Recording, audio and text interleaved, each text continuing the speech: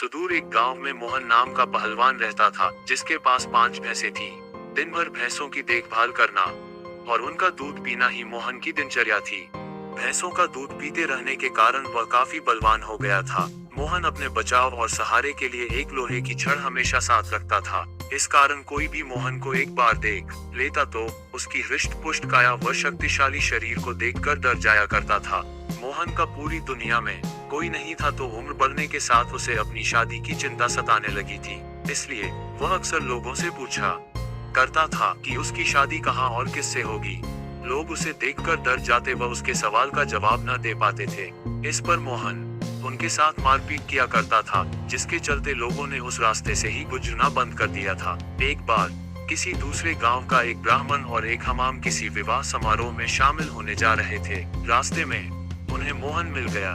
मोहन ने ब्राह्मण को देखा तो उसने दोनों को अपने पास बुलाते हुए कहा कि आप तो मुझे ज्ञानी नजर आते हो, बताइए मेरी शादी कब और कहाँ होगी। इस तरह पहलवान का सवाल सुनकर दोनों ठिठक गए। हमाम काफी चतुर था, उसने सोचा कि अगर हम इससे बहस करेंगे तो इसके बल के आगे हमारा कोई मुकाबला नहीं। हमाम को एक तरकीब सूझी और उसमें दूर एक ताड़ के पेड़ की ओर उंगली से इशारा करते हुए कहा कि आपकी शादी वहीं होगी। हमाम की बात सुनकर मोहन फूला नहीं समाया और प्रसन्न होकर उसने अपनी 5 भैंसें दोनों को दान में दे दी और ताड़ के पेड़ की दिशा में चल पड़ा। उस ताड़ के पेड़ के पास एक महिला अपने पति व एक बच्चे के साथ रहती थी। उसका पति बड़ा ही धूर्त व आलसी किस्म का शख्स था और उसे बात बात पर झूठ बोलने की आदत थी। इस वजह से वह महिला अपने पति से बेहद परेशान रहती थी। काफी दूर तक पैदल चलने के बाद जब मोहन ताड़ के पेड़ के पास पहुंचा तो वह औरत घर के बाहर निकली। घर के आंगन में प्रवेश करते हुए मोहन लड़खड़ाकर गिर पड़ा और उसका एक हाथ औरत के गाल पर तमाचे की तरह लग गया। औरत को लगा कि पहलवान जरूर उसके पति को जानता होगा। अपने एक हाथ से गाल मलते हुए औरत ने पहलवान को अतिथि कक्ष में बैठने के लिए कहा और उसे जलपान कराने लगी। इतने में औरत का पति वहां पहुंच गया।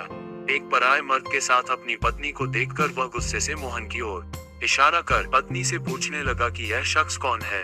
औरत ने डरते हुए कहा कि उसे लगा कि वह परिचित है, इसलिए उसने उसे भीतर आने दिया। अपनी पत्नी की बात सुनकर वह शख्स और भी क्रोधित हो गया और लड़ने के लिए मोहन की ओर झपका। शख्स को रोकने के लिए मोहन ने अपने लोहे की छड़ उसके सिर पर रख दी, जिससे वह आदमी वहीं मर गया। ये सब दृश्य देखकर उसकी पत्नी रोने लगी। माहौल को देखकर पहलवान वहां से जाने लगा तो उस औरत ने मोहन को रोक लिया और कहने लगी कि उसके पति के अलावा घर में कमाने वाला कोई नहीं था और उनकी मृत्यु के बाद अब तुम्हें हमारे साथ ही रहना होगा। इसके बाद मोहन उस औरत के साथ उसी घर में रहने लगा। मोहन को भैंसों का दूध पीने के अलावा कोई काम नहीं आता था।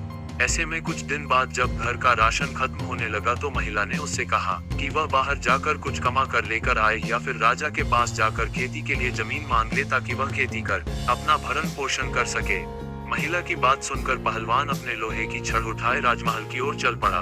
राजमहल के पास पहुंचने पर सभी द्वारपाल और सैनिक मोहन की काया देखकर डर से कांपने लगे और तुरंत राजा तक सूचना पहुंचाई कि कोई बलवान हाथ में लोहे की छड़ लिए महल की ओर बढ़ता चला आ रहा है। सूचना पाकर राजा ने तुरंत अपने मुंशी को बुलाया और उसे तत्काल पहलवान के पास जाकर आने का कारण पूछने को कहा। पहलवान मुंशी को खेती के लिए जमीन मांगने की अपनी विनती बताता है। संदेश लेकर राजा के पास पहुंचने पर राजा पहलवान को ढेर सारी जमीन देने का आदेश देता है। मुंशी बेहद चतुर होता है तो वह राजा द्वारा पहलवान को दी गई अधिकांश जमीन स्वयं के लिए रखकर मोहन को कब्रिस्तान के पास एक बंजर जमीन का छोटा सा टुकड़ा दे देता है, जिसे पाकर पहलवान खुशी खुशी वापस लौट जाता है। उस बंजर जमीन के पास के बीच में एक पीपल का पेड़ होता है, जिस पर भूतों का बसेरा होता है। जमीन को फसल उगाने योग्य बनाने के लिए जब पहलवान जुताई शुरू करता है तो पेड़ के कारण उसे खेत जोतने में परेशानी आने लगती है। मोहन उस पेड़ को उखाड़ने की ठान लेता है और अपनी लोहे की छड़ से उस पर प्रहार करता है, जिससे करीब 150 भूत पेड़ से नीचे गिर जाते हैं और गुस्से से पहलवान की ओर लड़ने के लिए दौड़ते हैं। पहलवान अपनी छड़ से सभी भूतों के छक्के छुड़ा देता है। पहलवान से जीतना असंभव जानकर भूत मोहन के सामने पेड़ न काटने की गुजारिश करने लगे। भूतों ने कहा, ये हमारा घर है, हम कई साल से यहाँ रह रहे हैं, हमारे घर को मत उजाड़ो। भूतों ने इसके बदले खेतों में काम कर उपज मोहन के घर पहुँचाने का प्रस्ताव रखा।